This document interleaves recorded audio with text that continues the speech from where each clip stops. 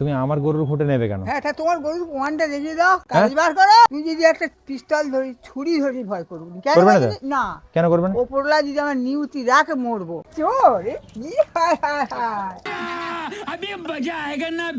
ওই দা ভিতরে এসো একবার, এসো না। ঘুঁটে কর দিয়ে এ করছো কেন? আমার গরু আছে। গরু, আমার গরু আমি যতবার এখানে বেঁধে যাই গরু, তুমি আমি ততবার গরু নিয়ে আসি। তুমি ঘুঁটেগুলো নিয়ে চলে আসবে।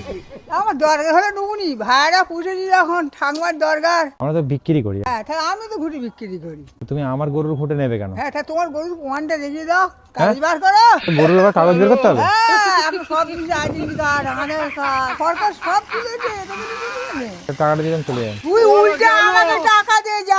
কেন কেন কেন তোমায় দেবো? আমার এই বয়সে খেটে খেটে আমার হাট বেরিয়ে পড়ছে, আর ঘাস কেটে খড় কিনে 70 টাকা খড়ের তারপা হ্যাঁ, মেন্ডেল হয়ে তারপর যাচ্ছে। যাত্রার গরু তুমি ঘুঁটে নিয়ে চলে আসবে?